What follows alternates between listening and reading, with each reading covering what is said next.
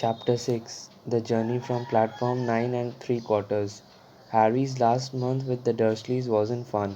True, Dudley was now so scared of Harry he wouldn't stay in the same room while Aunt Petunia and Uncle Vernon didn't shut Harry in his cupboard, force him to do anything, or shout at him. In fact, they didn't speak to him at all.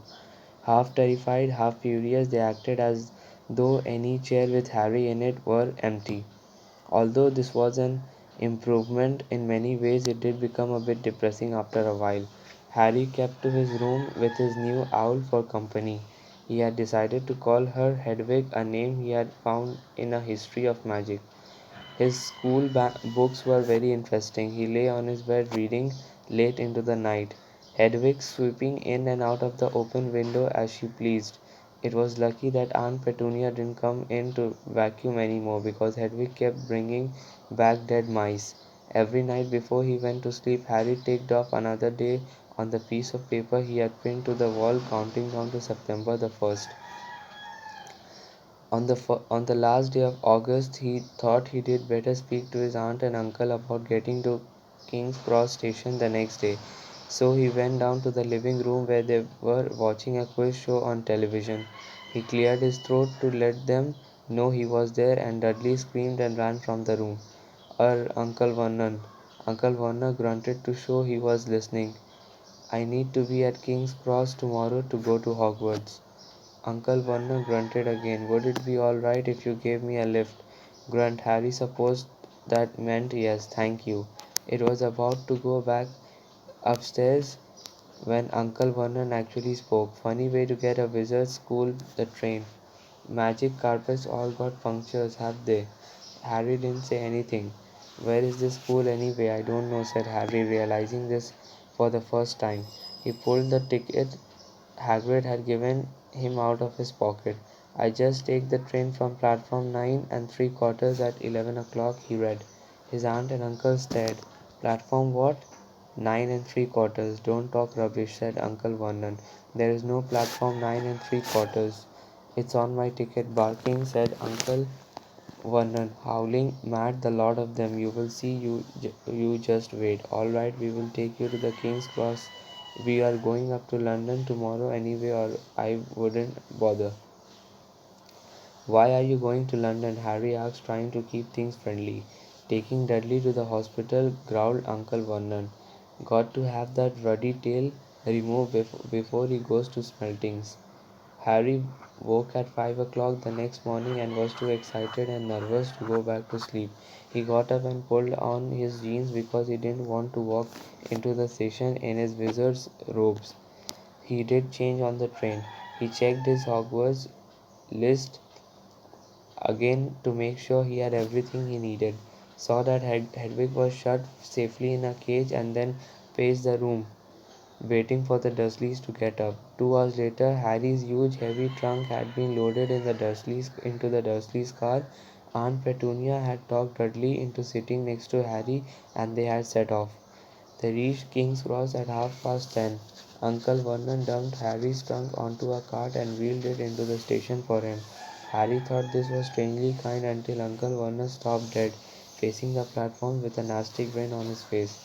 Well, there you are, boy, platform 9, platform 10. Your platform should be somewhere in the middle, but they don't seem to have built it yet, do they?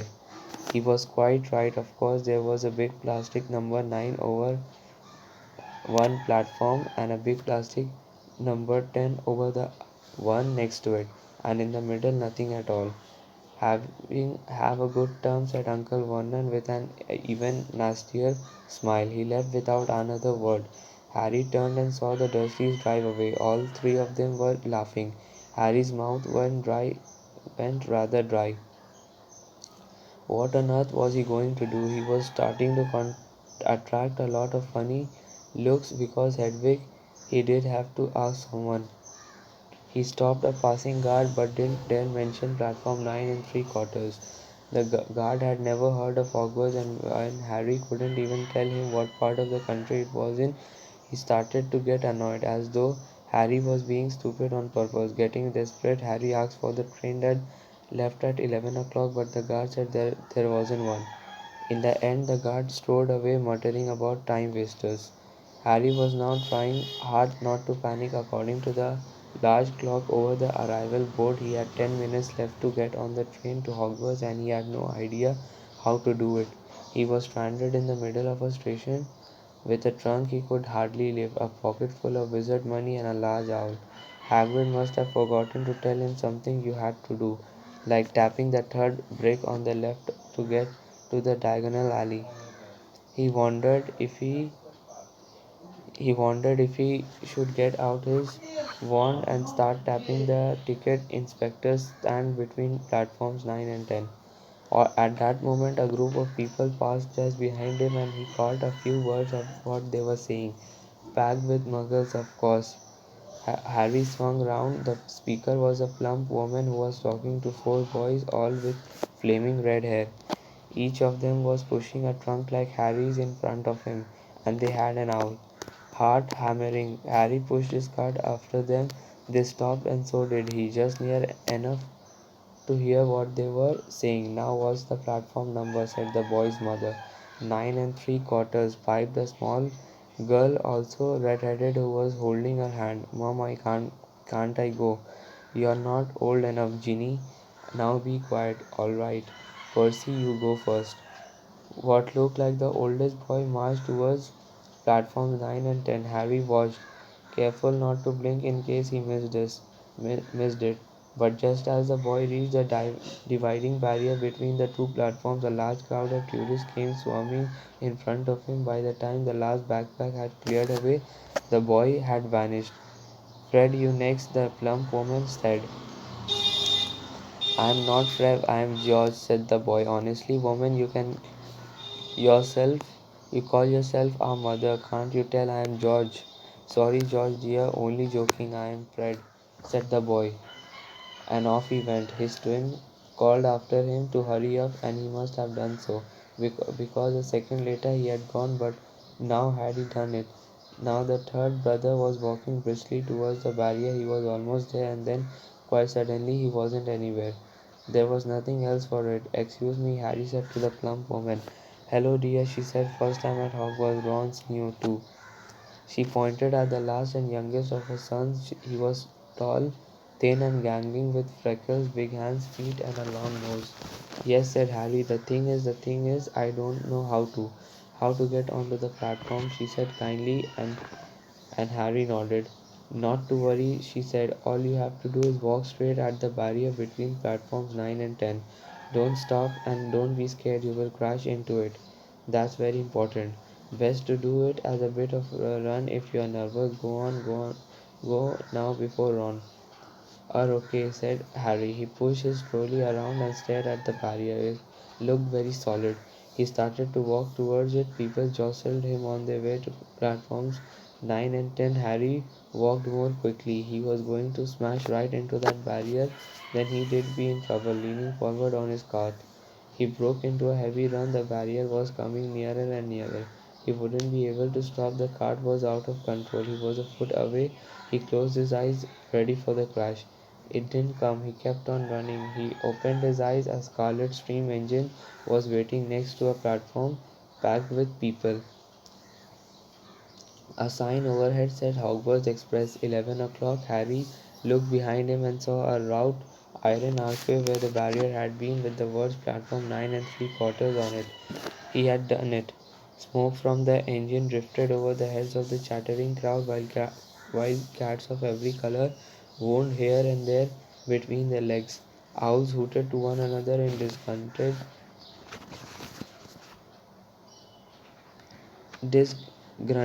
sort of way over the babble and the scraping of heavy trunks. The first few carriages were already packed with students, some hanging out of the window to talk to their families, some fighting over seats. Harry pushed his cart off down the platform in search of an empty seat. He passed a round faced boy who was saying, Gran, I have lost my toad again. Oh, Neville, he heard the old woman sigh. A boy with dreadlocks was surrounded by a small crowd. Giving us a look, Lee, go on. The boy lifted the lid of a box in his arms, and the people around him shrieked and yelled as something inside poked out of a long hairy leg. Harry pressed on through the crowd until he found an empty compartment near the end of the train. He put Hagrid inside and then started to shove and heave his trunk towards the train door. He tried to lift it up the steps but could hardly raise one end, and twice he dropped it painfully on his foot. Want a hand? It was one of the red-haired twins he did follow through the barrier. Yes, please, Harry panted. "Oh, Fred, come here and help." With the twins' help, Harry's trunk was at last tucked away in a corner of the compartment. "Thanks," said Harry, pushing his sweaty hair out of his eyes. "What's that?" said one of the twins, suddenly pointing at Harry's lightning scar. "Blimey," said the other twin. "Are you?" "He is," said the first twin. "Aren't you?" he added to Harry. "What?" said Harry. "Harry Potter," chorused the twins. "Oh, him," said Harry. "I mean, yes, I am." The two boys got at him, and Harry felt himself turning red. Then, to his relief, a voice came floating in through the train's open door. "Fred, George, are you there?" "Coming, Mum." With a last look at Harry, the twins hopped off the train. Harry sat down next to the window where, half hidden, he could watch the red-haired family on the platform and hear what they were saying. Their mother had just taken out her handkerchief. "Ron, you have got something on your nose." The youngest boy tried to jerk out of the way, but she grabbed him and began rubbing the end of his nose. "Mum, Giraffe," he wriggled free. "Ah, is Eichel Ronnie got something on his no nosy," said one of the twins. "Shut up," said Ron. "Where is Percy?" said their mother. "He's coming now." The oldest boy came striding into sight. He had already changed into his billowing black Hogwarts robes, and Harry noticed a shiny red and gold badge on his chest with a letter P on it. "Can't stay long, mother," he said. I am up front. The prefects have got two compartments to themselves." "Oh, you are a prefect, Percy," said one of the twins with an air of great surprise. "You should have said something. We had no idea." "Hang on, I think I remember him saying something about it," said the other twin. "Once or twice a minute all summer." "Oh, shut up," said the Percy the prefect. "How come Percy get new robes anyway?" said one of the twins. "Because he's a prefect," said their mother fondly. "All right, dear. Well, have a good term. Send me an owl when you get there." She kissed Percy on the cheek and left. Then she turned to the twins. "Now you two, this year you behave yourselves. If I get one more owl telling me you have blown up a toilet or blown up, we have never blown up a toilet." "Great idea. Thanks, Mom. It's not funny, and look after Ron. Don't worry, Ikel Ronikins is safe with us." "Shut up," said Ron again. He was almost as tall as the twins already, and his nose was still pink where his mother had rubbed it. "Hey, Mum, guess what? Guess just who we just met on the train?" Harry leaned back quickly so they couldn't see him looking. "You know that black-haired boy who was near us in the station? Know who he is?" "Who?" "Harry Potter." "Harry Potter?" Harry heard the little girl's voice. "Oh, Mum, can I go on the train and see him?" "Mum, oh please. We have already seen him, Ginny, and the poor boy isn't something you goggle at in a zoo." "Is he really?" "Fred, how do you know?" "Asked him, saw his scar. It's really there, the lightning." "Poor dear, no wonder he was alone. I wondered he was ever so polite when he asked to get onto the platform." "Never mind that. Do you think he remembers that what you know who looks like?" Their mother suddenly became very stern. "I forbid you to ask him, Fred. No, don't you dare. As though he needs reminding of that on his first day at school. All right, keep your hair on." A whistle sounded. "Hurry up," their mother said, and the three boys clambered onto the train. They leaned out of the window for her to kiss them goodbye, and their younger sister began to cry. Don't, Ginny, we will send you loads of owls. We will send you a Hogwarts toilet seat, George. Only joking, Mum. The train began to move. Harry saw the boy's mother waving and their sister half laughing, half crying, running to keep up with the train until it gathered too much speed. Then she fell back and waved.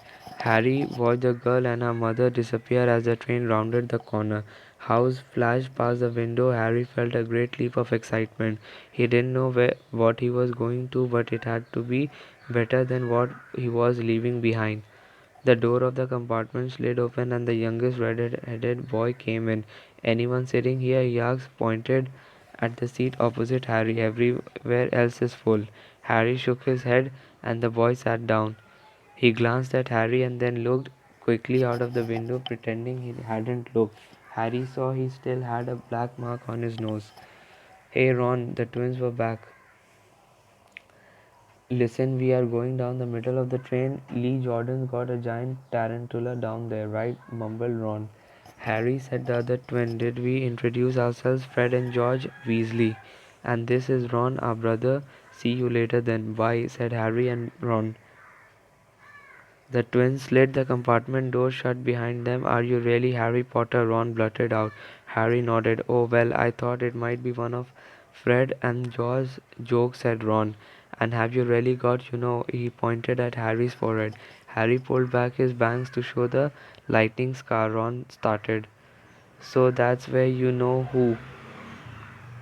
"Yes," said Harry, "but I can't remember it." "Nothing," said Ron eagerly. "Well, I remember a lot of green light, but nothing else." "Wow," said Ron. He sat and stared at Harry for a few minutes, then, as though he had suddenly realized what he was doing, he looked quickly out of the window again. "Are all your family wizards?" asked Harry, who found Ron just as interesting as Ron found him. Yes, I think so," said Ron. "I think Mum's got a second cousin who is an accountant, but we never talk about him." "So you must know loads of magic already." The Weasleys were clearly one of those old visiting families the pale boy in Diagonal Alley had talked about. "I heard you went to live with muggles," said Ron. "What are they like? Horrible?" "Well, not all of them. My aunt and uncle and cousin are, though. Wish I did have three wizard brothers." "Five," said Ron. For some reason he was looking gloomy. "I am the sixth in our family to go to Hogwarts. You could say I have got a lot to live up to. Bill and Charlie have already left. Bill was head boy and Charlie was captain of Quidditch. Now Percy is a prefect. Fred and George messed around a lot, but they still get really good marks and everyone thinks they are really funny. Everyone accepts me to do as well as the others, but if I do, it's no big deal because they did it first. You never get anything new either. With five brothers, I've got Bill's old robes, Charlie's old wand, and Percy's old rat." Ron reached inside his jacket and pulled out a fat grey rat which was asleep. "His name's Scabbers, and he's useless. He hardly ever wakes up. Percy's got an owl from my dad for being made a prefect, but they couldn't afford. I got Scabbers instead." Ron's ear went pink. He seemed to think he did say too much because he went back to staring out of the window. Harry didn't think there was anything wrong with not being able to afford an owl. After all, he did never had any money in his life until a month ago, and he told Ron so all about having to wear Dudley's old clothes, never getting proper birthday presents. This seemed to cheer Ron up.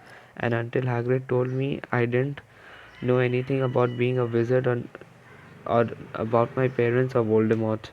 Ron gasped. "What?" said Harry. "You said you know whose name?" said Ron, sounding both shocked and impressed. "I did have thought you of all people. I'm not trying to be brave or anything, saying the name," said Harry. "I just never knew. You shouldn't and see what I mean. I have got loads to learn, I bet," he added, voicing for the first time something that had been worrying him a lot lately. "I bet I'm the worst in the class." "You won't be. There's loads of people who come from Muggle families and learn quick enough." While they had been talking, the train had carried them out of London. Now they were speeding fast fields full of cows and sheep. They were quiet for a time, watching the fields and lanes flick past. Around 12:30 there was a great clattering outside in the corridor, and a smile-dimmed woman slid back their door and said, "Anything off the cart, dears?" Harry, who hadn't had any breakfast, leapt to his feet, but Ron's ears were pink again, and he muttered that he did brought sandwiches. Harry went out into the corridor. He had never had any money for candy with the Dursleys, and now that he had pockets rattling with gold and silver, he was ready to buy as many Mars bars as he could carry. But the woman didn't have Mars bars. But what she did have were Bertie Bott's every flavor beans, Drooble's best blowing gum, chocolate frogs, pumpkin pasties, Claudron cakes, Licorsi wands, and number of old other strange things Harry had never seen in his life. Not wanting to miss anything, to get some of everything, and paid the woman 11 silver sickles and 7 bronze nuts. Ron started as Harry brought it all back into the compartment and tipped it onto an empty seat. Hungry are you, starving, said Harry, taking a large bite out of a pumpkin pasty. Ron had taken out a lumpy package and unwrapped it. There were 4 sandwiches inside. He pulled one of them apart and said, She always forgets I don't like corned beef. Swap you for one of these, said Harry, holding up for a pasty. Go on, you don't want this, it's all dry, said Ron. She hasn't got much time, he added quickly. With 5 of us, go on, have a pasty, said Harry, who had never had anything to share before, or indeed anyone to share it with. It was a nice feeling sitting there with Ron eating their way through all Harry's pasties, cakes, and candies. The sandwiches lay forgotten. What are these? Harry asked Ron, holding up a pack of chocolate frogs. They are not really frogs, are they? He was starting to feel that nothing would surprise him. No, said Ron. But see what the card is. I am missing Agrippa. What? Of course you wouldn't know chocolate frogs have cards inside them, to collect famous witches and wizards. I have got about 500, but I haven't got Agrippa or Plot, Plot, Plotlemmy. Harry unwrapped his chocolate frog and picked up the card. It showed a man's face. He wore half-moon glasses and had a long, crooked nose and flowing silver hair, beard, and mustache. Underneath the picture was the name Albus Dumbledore. So this is Albus Dumbledore, said Harry. Don't tell me you did never heard of Dumbledore, said Ron. Can I have a frog? I might get Agrippa, thanks. Harry turned over his card and read Albus Dumbledore, currently headmaster of Hogwarts, considered by many the greatest wizard of modern times. Dumbledore is particularly famous for his defeat of the Dark Wizard Grindelwald in 1945 for the discovery of the 12 uses of dragon's blood and his work on alchemy with his partner Nicholas Flamel. Professor Dumbledore enjoys chamber music and ten-pin blowing. Harry turned the card back over and saw, to his astonishment, that Dumbledore's face had disappeared. He's gone. Well, you can't expect him to hang around all day, said Ron. He will be back. Now I have got Morgana again, and I have got about 6 of her. Do you want it? You can start collecting. Ron's eyes strayed to the pile of chocolate frogs waiting to be unwrapped. Help yourself, said Harry, but the Muggle world, people just stay put in photos. Do they? What? They don't move at all. Ron sounded amazed. Weird. Harry stared as Dumbledore sidled back into the picture on his card and gave him a small smile. Ron was more interested in eating the frogs than looking at the famous witches and wizards card, but Harry couldn't keep his eyes off them. Soon he had only Dumbledore and Morgana, but Hengist of Woodcroft, Alberic, Grunion, Cersei, Paracelsus, and Merlin. He finally tore his eyes away from the Druidess. Cleodna was scratching her nose to open a bag of Bertie Bott's every flavor beans. You want to be careful with those, Ron warned Harry. When they say every flavor, they mean every flavor. You get all the ordinary flavors like chocolate and peppermint and marmalade. But then you get spinach and liver and tripe. George reckons he had a booger flavored once. Ron picked up a green bean, looked at it carefully, and bit into a corner.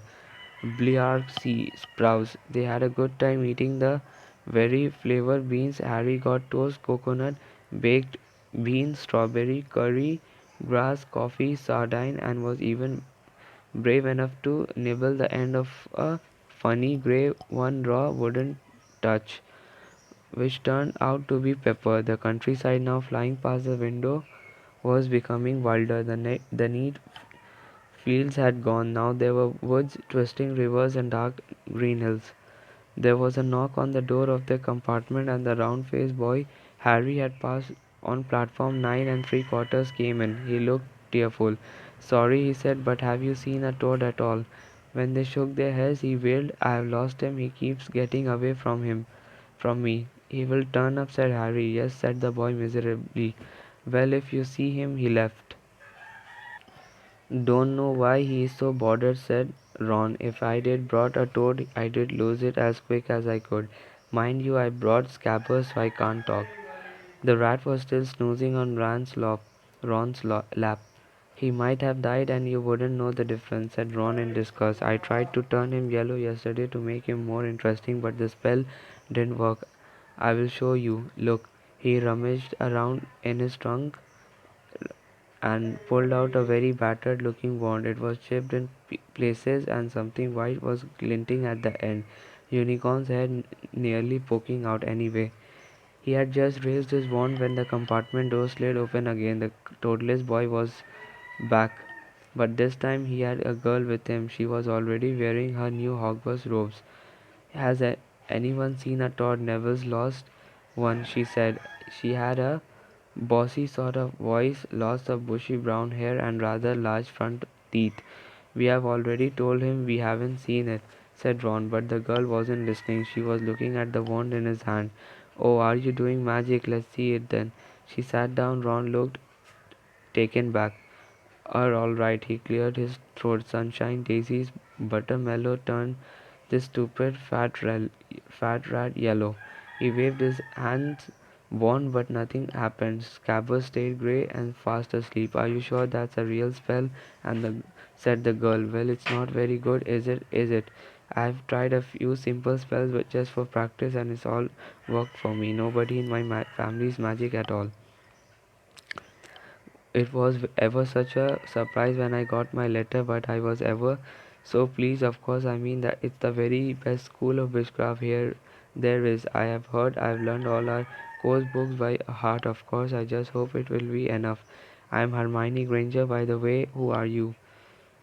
She said all this very fast. Harry looked at Ron and was relieved to see by his stunned face that he didn't learn all the course book by heart either. I am Ron muttered. Harry Potter, said Harry. Are you ready? Said Hermione. I know all about you. Of course, I got a few extra books of background reading, and you are in modern magical history and the rise and fall of the dark arts and great wizarding events of the 20th century. Am I? Said Harry, feeling dazed. Goodness, didn't you know I did have found everything I could if it was me? Said Hermione. Do either of you know what house you will be in? I've been asking around and I hope I am in Gryffindor. It sounds by far the best. I hear Dumbledore himself was in it, but I suppose Ravenclaw wouldn't be too bad. Anyway, we did better go and look for Neville's told. You two had better change, I expect we will be there soon.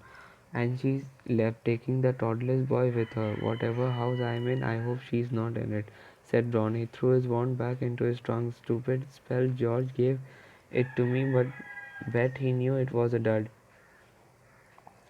What house are your brothers in? Asked Harry.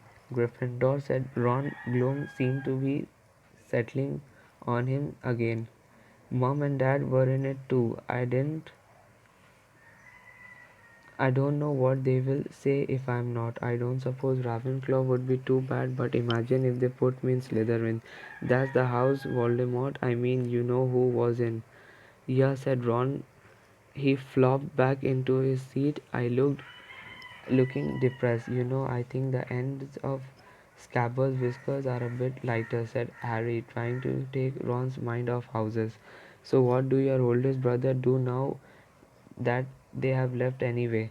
Harry was wondering what a wizard did once he did finish school. Charlie's in Romania studying dragons, and Will's in Africa doing something for Gringotts, said Ron, do you hear about Gringos? It's been all over the Daily Prophet, but I don't suppose you get that with the muggles.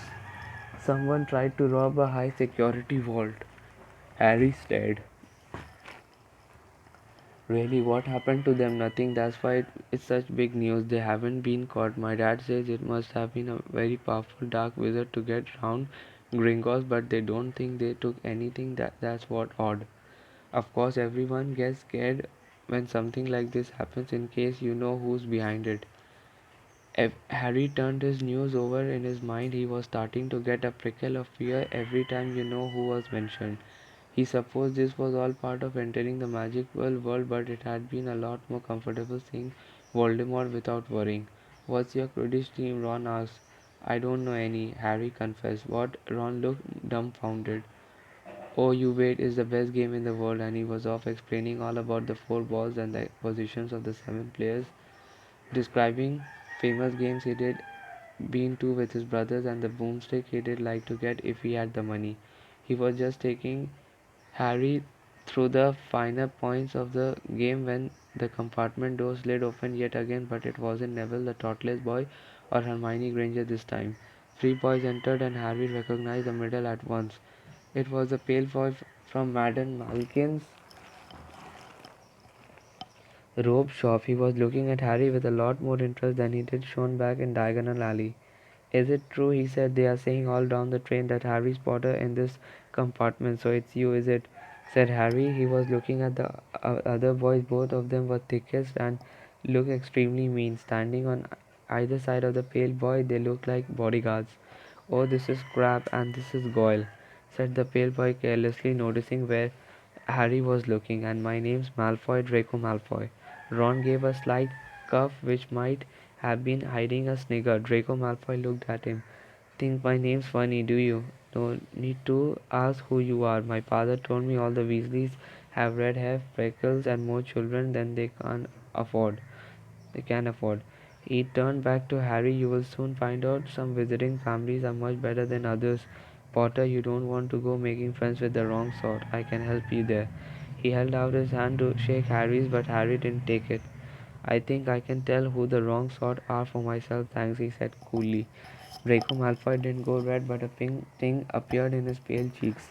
I did be, I did be careful if I were you, Potter, he said slowly. Unless you are a bit politer, you will go the same way as your parents. They didn't know what was good for them either.